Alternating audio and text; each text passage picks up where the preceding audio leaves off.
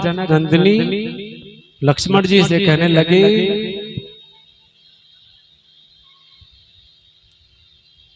कि लक्ष्मण जी कोई ऐसा उपाय बताओ जिससे कि वरमाला तुम्हारे भैया गले में पहन जाए। लक्ष्मण जी ने कहा कि देखो मैं भैया राम से छोटा हूं और मैं भैया राम को ये नहीं कह सकता कि वो झुक जाए। मैं तुम्हारी कोई सहायता नहीं करूंगा। सीता जी ने कहा कि कोई तो ऐसा उपाय होगा जिससे कि ये वरमाला तुम्हारे भाई के गले में पहन जाए। तो लक्ष्मण जी ने कहा कि देखो केवल एक उपाय है, जहां पर भैया राम खड़े हुए हैं वहां से पृथ्वी को थोड़ा नीचे कर देता हूं और जहां पर सीता जी खड़ी हुई आप खड़ी हुई है वहां से पृथ्वी को थोड़ा ऊपर कर देता हूं। सीता मैया ने कहा कि लक्ष्मण जी ऐसा मत करना, यदि विवाह के समय ही दरार पड़ गई तो फिर पूरा जीवन कैसे व्यतीत होगा, कोई दूसरा उपाय बताओ। तो लक्ष्मण जी ने कहा केवल एक उपाय है, एक अवसर आपको मिलेगा, यदि आपने वरमाला पहना दी तो ठीक है और नहीं पहनाया तो दोबारा से मैं आपकी कोई सहायता नहीं कर सकता। जनक नंदिनी कहने लगी कि मुझे कोई अवसर तो मिले। अब लक्ष्मण जी खड़े हुए और खड़े होकर के भगवान राम की तरफ बढ़ने लगे और भगवान राम के पास जाकर के उनके चरणों में लंबे लेट गए, साष्टांग प्रणाम किया है। भगवान राम को लगा कि मैंने धनुष को तोड़ा है, लक्ष्मण छोटा है, मुझे प्रणाम करने के लिए आया है, थोड़ी देर के बाद खड़ा हो जाए। लेकिन लक्ष्मण जी बड़े आराम से लेटे हुए, बोलना पड़ेगा। जब बड़ी देर तक लेटे रहे भगवान राम ने कहा लक्ष्मण जी खड़े हो जाओ। लक्ष्मण जी कहने लगे भैया बिल्कुल भी खड़ा नहीं होगा और आप चाहते हो कि मैं खड़ा हो जाऊं तो पहले आप झुको और झुक करके अपने हाथों से मुझे उठाओ तभी मैं खड़ा होऊंगा। भगवान राम ने कहा लक्ष्मण सामने तेरी भाभी खड़ी हुई है, मैं कैसे झुक जाऊं। लक्ष्मण जी ने कहा भैया भाभी के लिए नहीं, आपको भैया के लिए तो झुकना ही पड़ेगा।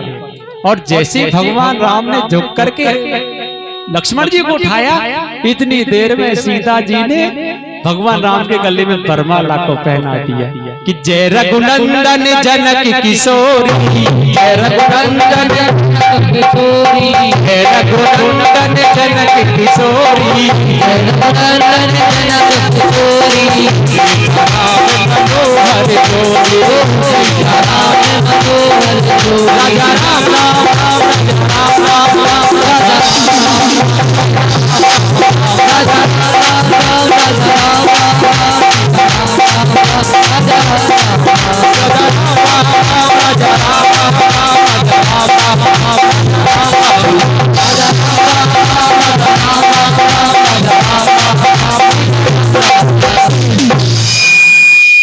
आज सीता मैया ने प्रभु राम के गले में वरमाला को पहना दिया। दूल्हा एक महीना पहले से ससुराल में आकर के बैठा है।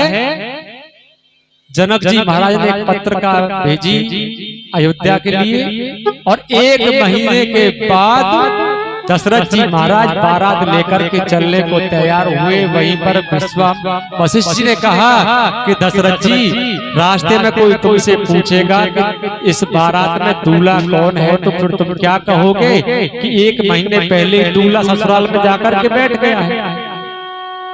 तो दशरथ जी ने कहा कि गुरुदेव बताओ मुझे क्या करना चाहिए। तो वहीं पर भरत और शत्रुघ्न दोनों को दूल्हा बनाया और बारात लेकर के जनकपुरी में पहुंचे।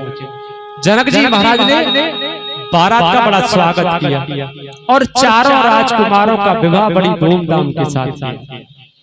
भगवान राम का विवाह सीता जी के साथ हुआ, लक्ष्मण का उर्मिला के साथ, भरत का मांडवी के साथ और शत्रुघ्न का विवाह सुतकीर्ति के साथ हुआ। इस प्रकार से चारों राजकुमारों के विवाह बड़ी धूमधाम से हुए।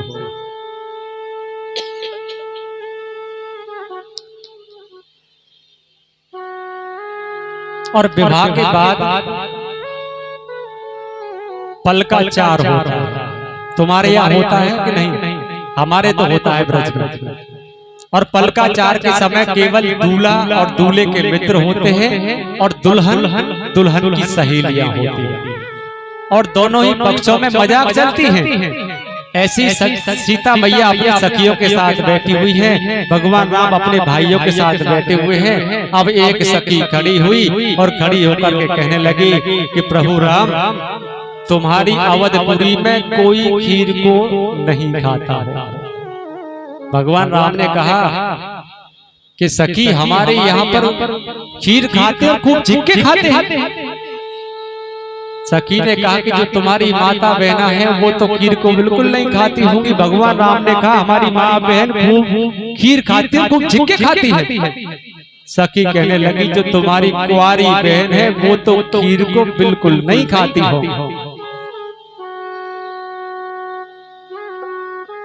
क्योंकि भगवान राम का जन्म खीर के खाने से हुआ था।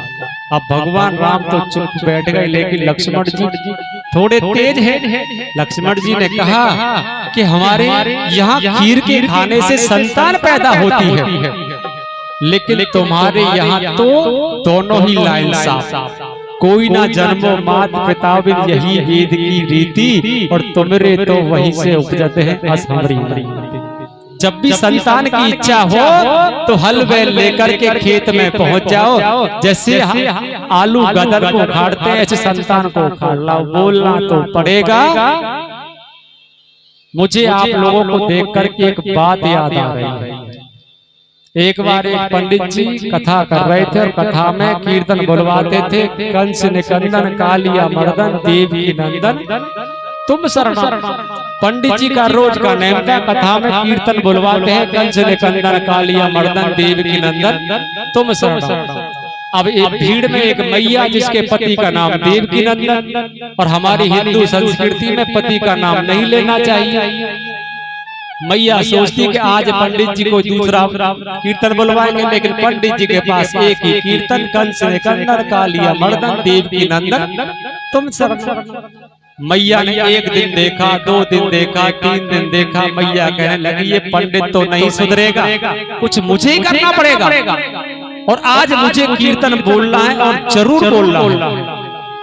पंडित जी ने कहा कंस निकंदन, मैया ने कहा कंस निकंदन। पंडित जी ने कहा कालिया मर्दन, मैया ने भी कहा कालिया मर्दन। जब पंडित जी ने कहा देवकी नंदन तो मैया की बेटी का नाम था चंपा। मैया ने कहा चंपा के पापा तुम शरण। तो भैया ऐसी कोई बात हो तो तुम उलट फेर कर लेना, लेकिन भगवान के नाम में कंजूसी तो बिल्कुल नहीं चलेगी। बोलना तो पड़ेगा राधे राधे। और उसके बाद चारों राजकुमारों ने विदाई दी। अवधपुरी में चारों राजकुमार पहुंचे तो सबसे आगे कैकेयी माँ ने भगवान राम और सीता का स्वागत किया, और उसके बाद में बड़े प्रेम के साथ निवास करते हैं। भगवान ने थोड़ी लीला की, कैकेयी की बुद्धि को भ्रमित किया मंत्रा के द्वारा, और कैकेयी ने अपने पुत्र भरत के लिए राज्याभिषेक और भगवान राम के लिए 14 वर्ष का वनवास। भगवान राम को पता चला तो बड़े प्रसन्न हुए, वन में जाने के लिए तैयार हुए। तो संपूर्ण अवधवासी भी भगवान राम के साथ चलने के लिए तैयार। उससे आगे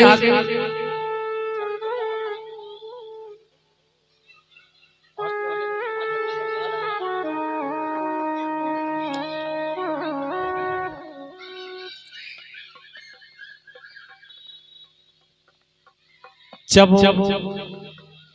भगवान राम संपूर्ण अवधवासियों को लेकर के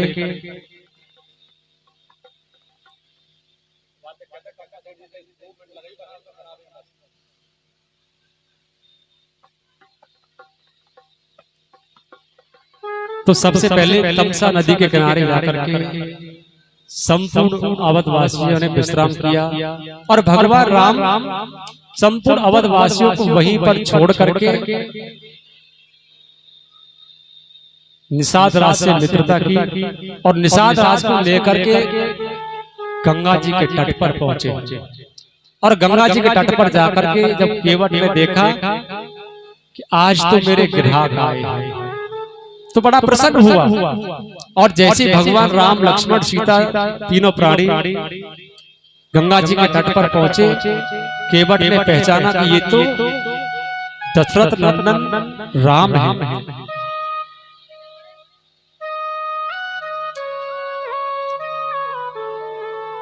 तो केवट ने कहा कि मैं तुम्हें अपनी नाव में नहीं बिठाऊंगा, क्योंकि मैंने सुना था कि तुम्हारे चरणों की रज लगने से जब पत्थर की नारी बन गई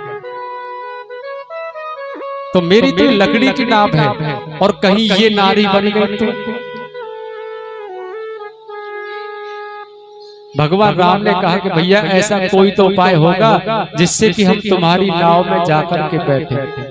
केवट ने कहा केवल एक उपाय है कि तुम अपने चरणों को धुलवाओ, उसके बाद में मेरी नाव में जाकर के बैठो।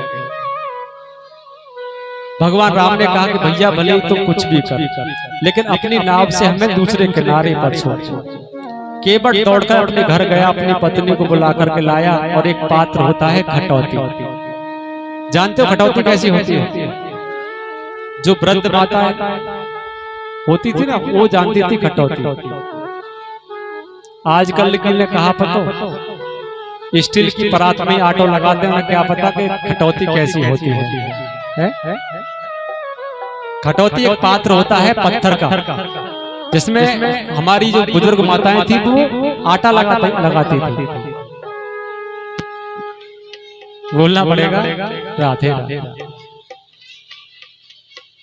हमारे ब्रज में तो अब भी कम से कम 70% कटौती मिल जाएगी, हालांकि उनका यूज नहीं करते हैं वो, लेकिन मिल जाएगी आज। तो वो पात्र को लेकर के आए, खटौती को लेकर के आए, और खटौती में भगवान का एक पैर रखा,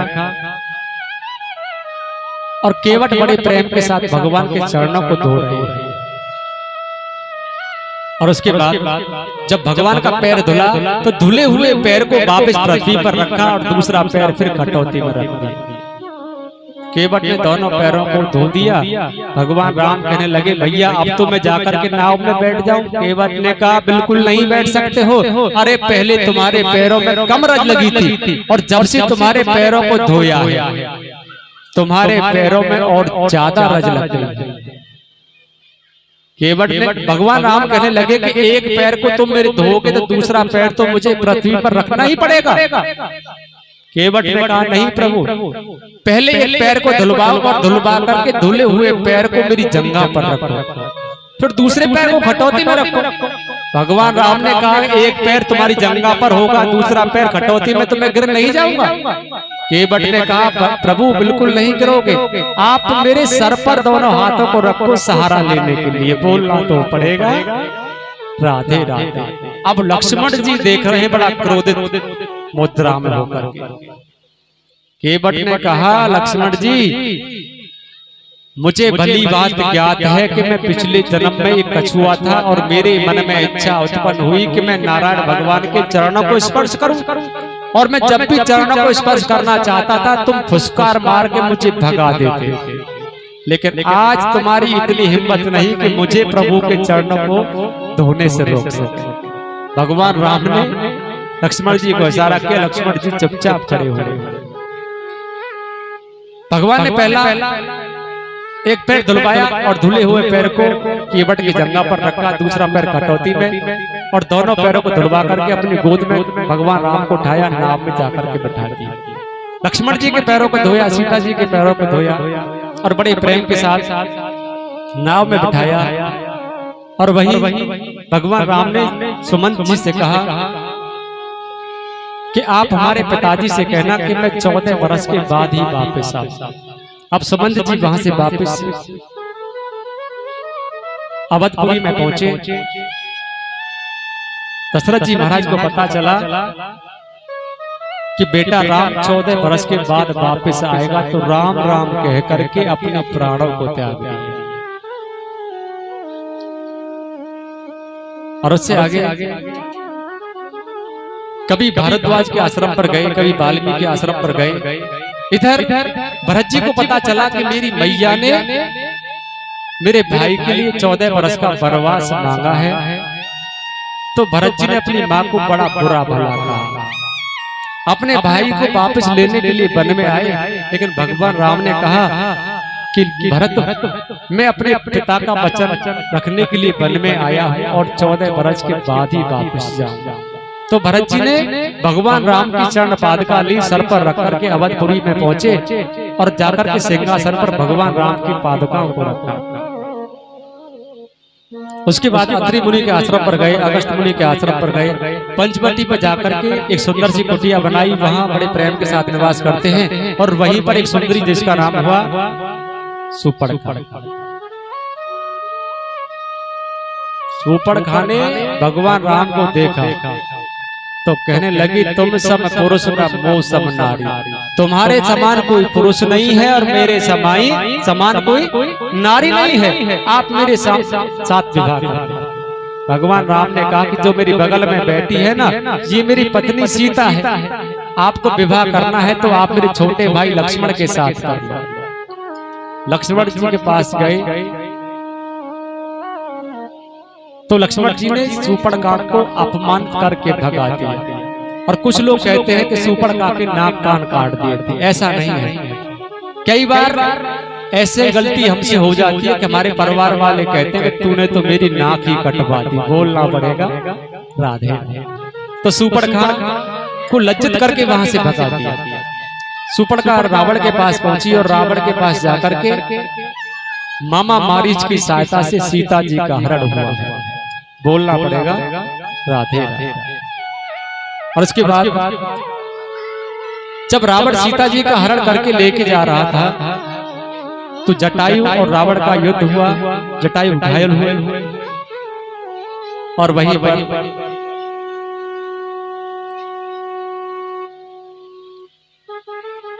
उससे आगे हनुमान जी के द्वारा सुग्रीव से मित्रता। कभी सबरी के आश्रम में प्रभु राम गए और जाकर के झूठे बेरों को ग्रहण किया। उससे आगे कभी बाली का वध, कभी सीता की खोज में संपूर्ण वानर सेना, कभी हनुमान जी के द्वारा लंका दहन, कभी विभीषण से मिलन, कुंभकर्ण का वध, मेघनाथ का वध, रावण और रावण का वध, विभीषण का राज अभिषेक, सीता जी की अग्नि परीक्षा, अयोध्या में राज तिलक, कभी लवकुश कथा, बड़ी सुंदर कथा है राम कथा।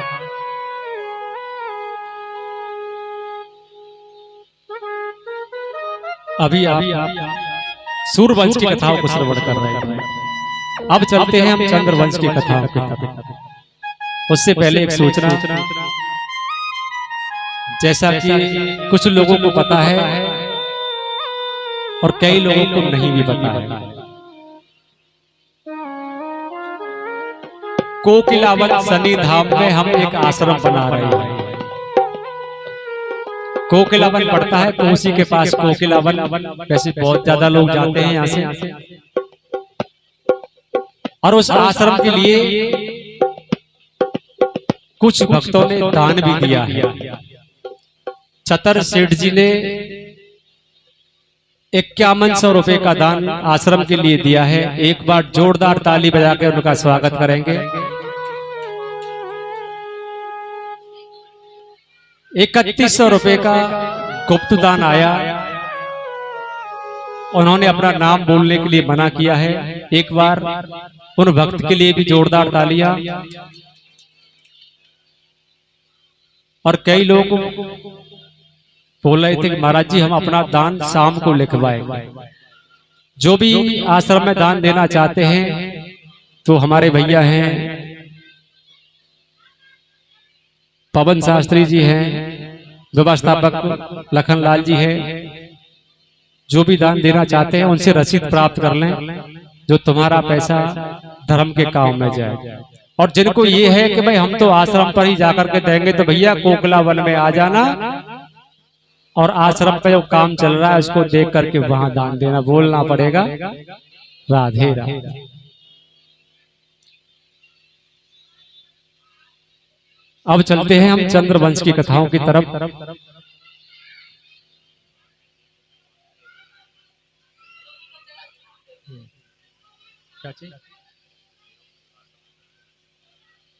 और जो मुखिया, इस परिवार के जो मुखिया हैं वो अंदर पहुंच जाएं,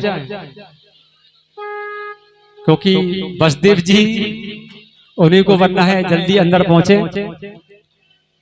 अच्छा, चतर सेठ जी के क्या मंजूर रुपये आ गए। बोलो बाके बिहारी लाल की।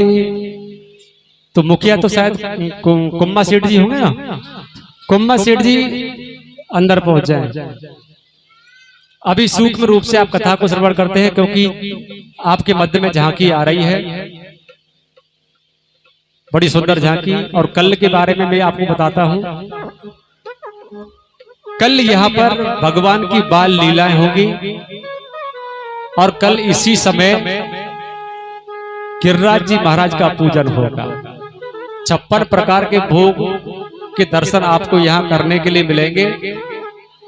बड़ी सुंदर कथा कि मेरे गोविंद कनुआ जी महाराज ने ब्रज में किन किन लीलाओं को किया, और ब्रजवासियों ने किन किन लीलाओं का आनंद लिया। बोलना पड़ेगा राधे राधे।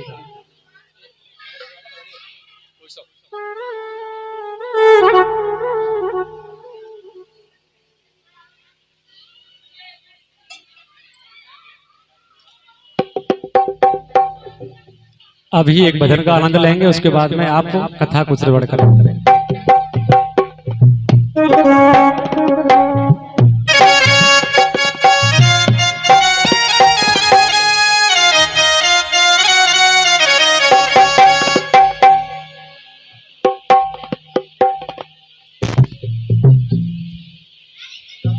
जय राधे श्री राधे।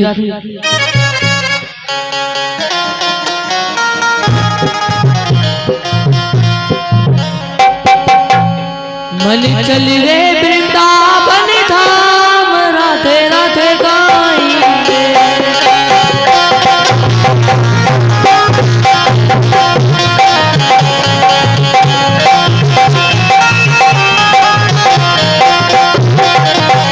मन चल रे वृंदावन धाम, राधे राधे गाएंगे।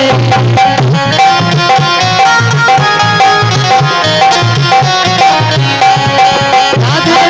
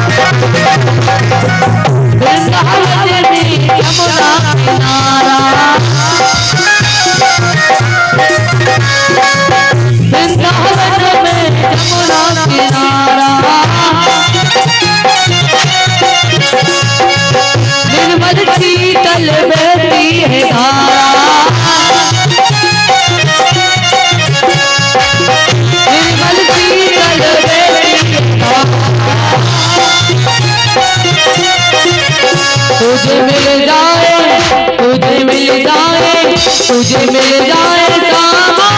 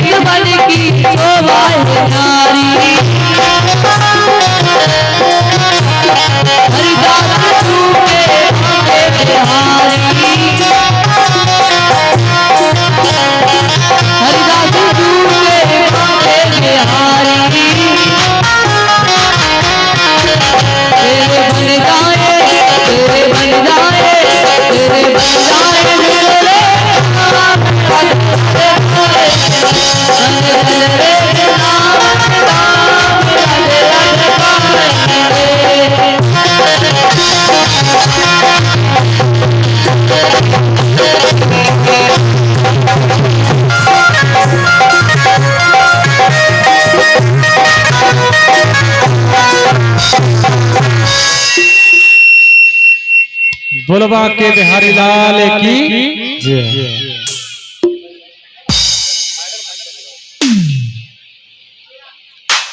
बोलबा के बिहारी लाल की।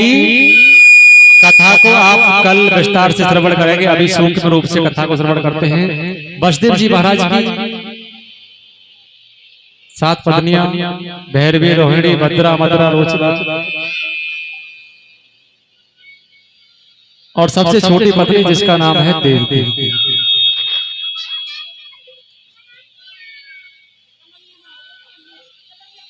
मथुरा के राजा हुए उग्रसेन और उग्रसेन के पुत्र हुए कंस, और कंस की चचेरी बहन देवकी। जब देवकी विवाह के योग हुई तो कंस ने अपने मित्र वसुदेव जी महाराज के साथ अपनी बहन देवकी का विवाह तय किया। जब वसुदेव जी बारात लेकर के आए, बड़ी धूमधाम से विवाह हुआ, और विवाह होने के बाद में स्वयं कंस अपनी बहन को विदा करने के लिए जा रहा। आकाशवाणी हुई, अरे कंस, जिस बहन को तू बड़ी श्रद्धा भाव के साथ विदा करने के लिए जा रहा है ना, उसी देवकी के अष्टम संतान तेरा काल है। कंस अपनी बहन का वध करना चाहता था। वहीं पर वसुदेव जी ने कहा कि मैं आपको वचन देता हूं कि जो भी संतान देवकी के उदर से उत्पन्न होगी, जन्म लेते ही मैं तुम्हें ला करके दे दूंगा। वसुदेव और देवकी दोनों को काल कोठरी में डाला, और कुछ समय के बाद प्रथम संतान का जन्म हुआ, जिस बालक का नाम कीर्तिमान हुआ। वसुदेव जी लेकर के पहुंचे, कंस ने इस बालक को देखा तो कहने लगा, इस बालक से मुझे कोई भय नहीं है, क्योंकि आकाशवाणी हुई थी अष्टम गर्भ मेरा काल होगा। लेकिन नारद जी ने आकर के कंस की बुद्धि को भ्रमित किया, और कंस ने उस प्रथम पुत्र का वध कर दिया। इसी प्रकार से 6 बालकों का वध किया। 7वें गर्भ में स्वयं शेषनाग जी आए, और भगवान ने अपनी माया से उस बालक को देव की माँ के गर्भ से खिंचा करके रोहिणी माँ के गर्भ में स्थापित कर दिया, और कंस को कहलवा दिया कि 7वां बालक गर्भ में ही नष्ट हो गया। अब भादों का महीना, अष्टमी तिथि, रोहिणी नक्षत्र में मेरे गोविंद कनवा जी महाराज अपनी माँ देवकी के सामने प्रकट हुए चतुर्भुज रूप में, और वहीं पर देवकी माँ कहने लगी कि तुम तो मेरे पुत्र बनकर के आने वाले थे, लेकिन तुम तो चतुर्भुज रूप में मेरे सामने आए हो। भगवान ने कहा कि मैया, मैंने सुना है कि मामा कंस जन्म लेते ही वध कर देता है, इसलिए मैं फुल तैयारी के साथ आया हूँ। लेकिन देवकी माँ ने कहा कि तुम नन्हे से बालक हो जाओ। तो भगवान को ज्ञात हुआ कि त्रेता में मैया ने लोरा छोटा सा बालक बनाया, तो आज नन्हे से बालक बनकर के देवकी माँ के गर्भ गोद में लेट गए हैं, और कहा मैया, मैं तुम्हारे कहने से तुम्हारी गोद में तो लेट गया हूँ, यदि आप थोड़ी आज्ञा दे दे तो मैं थोड़ा सा रो लूं। मैया ने कही कि ये त्रेता युग नहीं, द्वापर है। वहां जब तुम रोए थे तो संपूर्ण अवधवासियों को प्रसन्नता हुई, लेकिन जहां तुम रोगे तो तुम्हारे मामा कंस को पता चल जाएगा। बोलना तो पड़ेगा राधे राधे। तो वहीं पर भगवान ने सूप को उत्पन्न किया और वसुदेव जी महाराज सूप में रख करके बड़े प्रेम के साथ मेरे कनुआ को लेकर के मथुरा से गोकुल गए।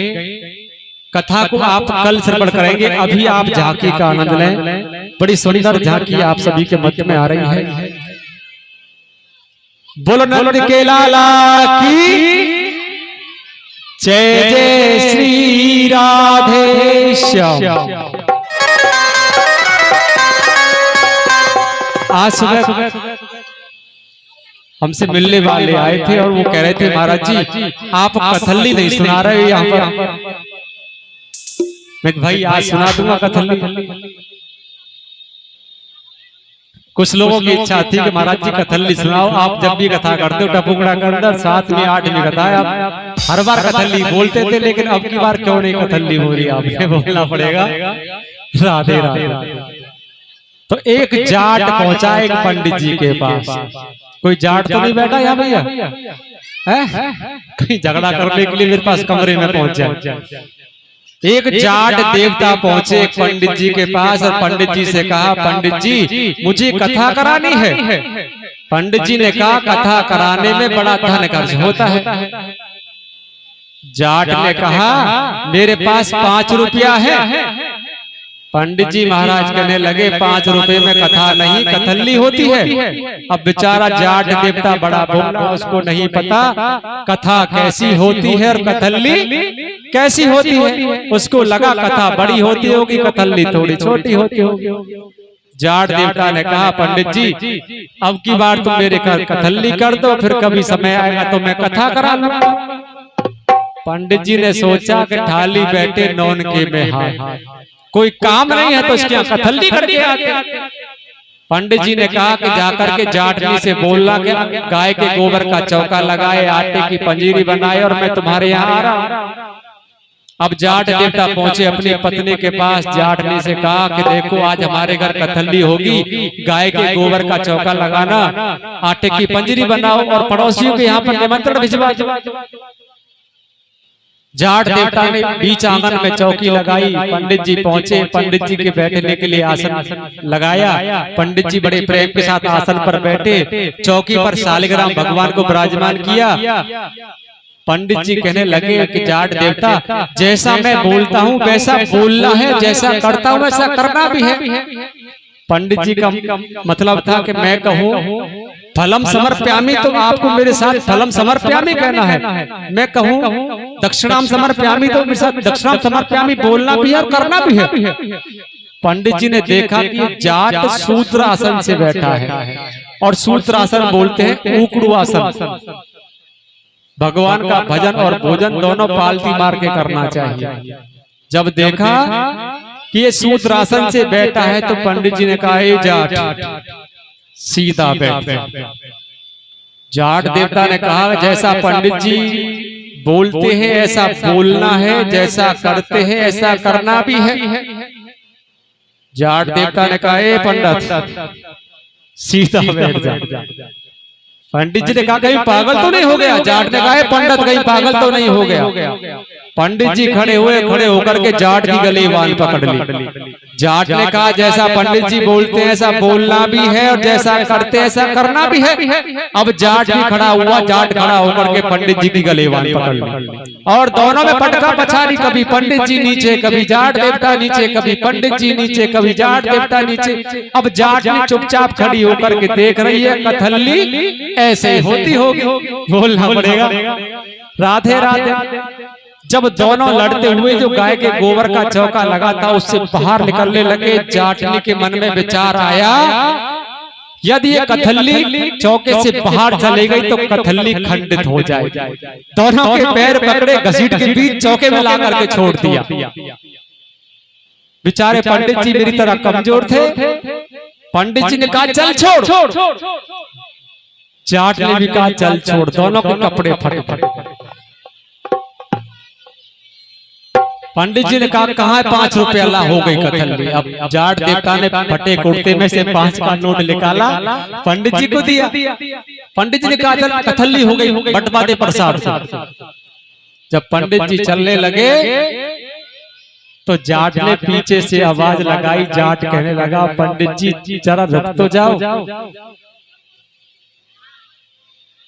जब पंडित जी कहने लगे कि आज जाट ने मार तो खूब लगाई है, पर ये कहना कहाँ चाह रहे हो आपकी तो सुनो पहले। पंडित जी कहने लगे, हाँ बता कहाँ बात है। तो जाट ने कही कि पंडित जी या कथल्ली ने नस नस ढीली कर दी तो कथा कराने वालों का क्या होता होगा। आपके बड़े सौभाग्य जो गोयल परिवार यहाँ पर कथा करा रहा है। और कथा में वास्तव में बहुत धन खर्च होता है। जितना धन एक कन्या के विवाह में लगता है उससे कहीं ज्यादा एक भागवत कथा में धन खर्च होता है। बोलना पड़ेगा राधे राधे। अब चलते हैं हम झांकी की तरफ। कि जेल के ताले टूट गए ये कमाल हो गया। पैदा ब्रज में पैदा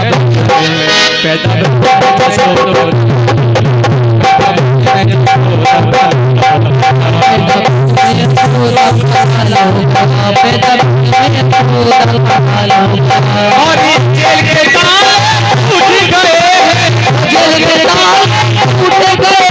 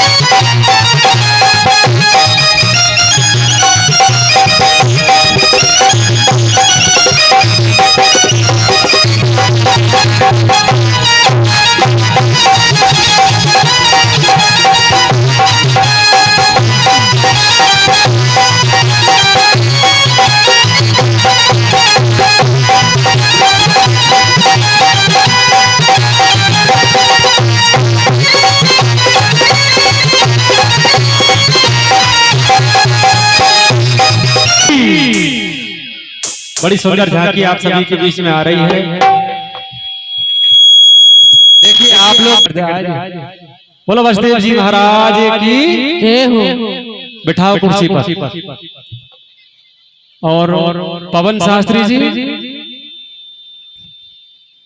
इनको कुर्सी पर बिठाओ। और तुम कन्हैया को लेके मेरे पास में आ जाओ। कन्हैया को लेके मेरे पास आ जाओ एक बार। मैं तो नंदे बाबा के घर जाऊंगी। अरे हाँ बधाई लेके आऊंगी। अरे हाँ बधाई लेके आऊंगी। अरे हाँ बधाई लेके आऊंगी। अरे हाँ बधाई लेके आऊंगी।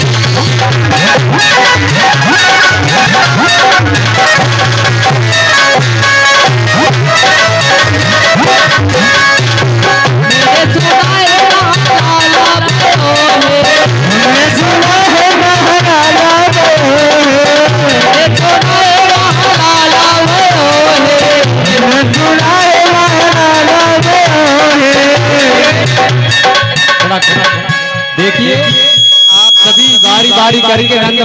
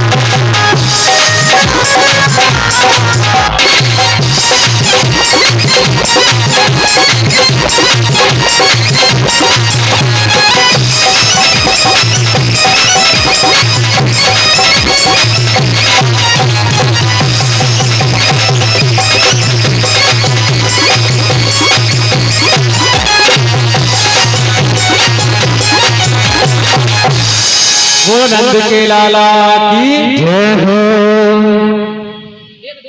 मैं को भाइयों लाल की जय लाल की जय गोपाल की जय कन्हैया लाल की मदन गोपाल की जय कन्हैया लाल की लाल की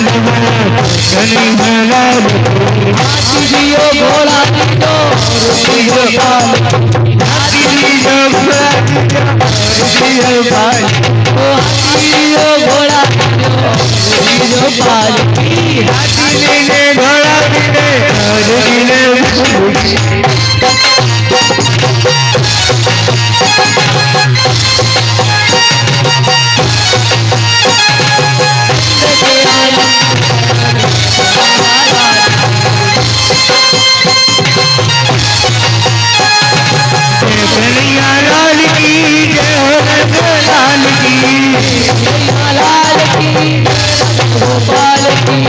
कन्हैया लाल की जय गोपाल की के आनंद भयो लाल नंद जी के अंगना में बज रही आज बधाई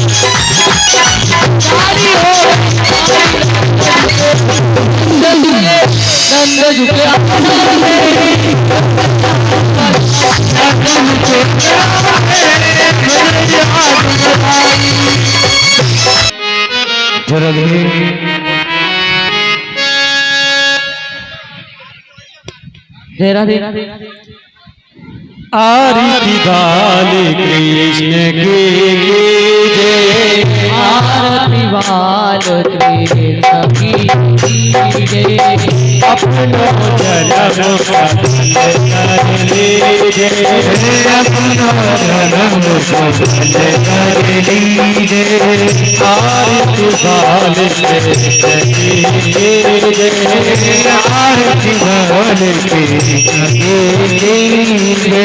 श्री यशोदा परम दुलारो, श्री यशोदा परम दुलारो, बाबा की अखियन को तारो, बाबा की अखियन को तारो, गोविंद के आनंद को तारो, गोविंद के आनंद को प्यारो, इस प्रकार से मधार के हार तुम्हारे के अपनो जन्म सफल कर लीजे, अपनो जन्म सफल कर लीजे, आरती वाल तेरे आरती वाल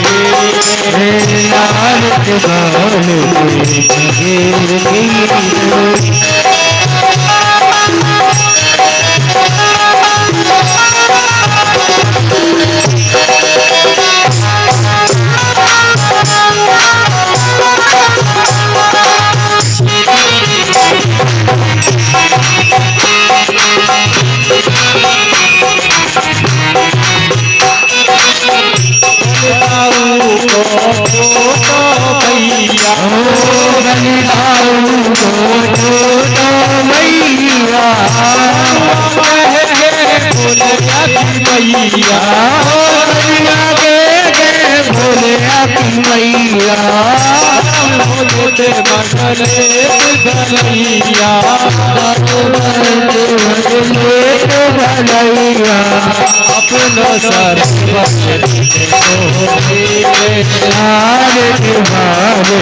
तेरे अपनो जन्म सफल कर लीजे, अपनो जन्म सफल कर लीजे।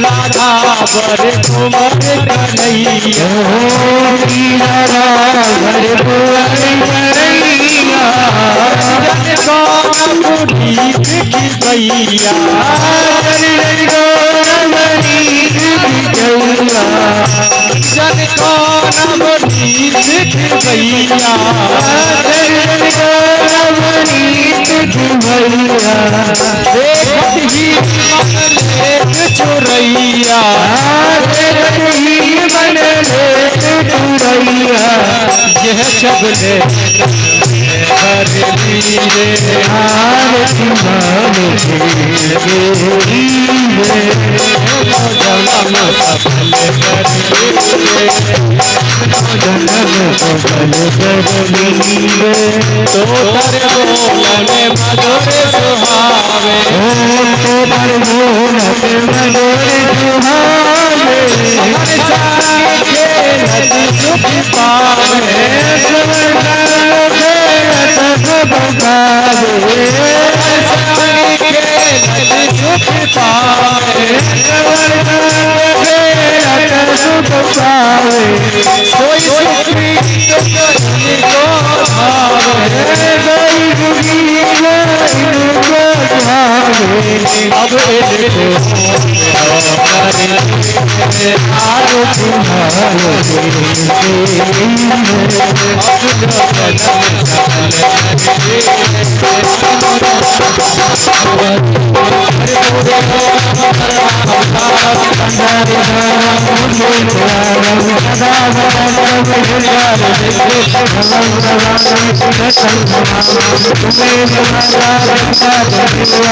Thank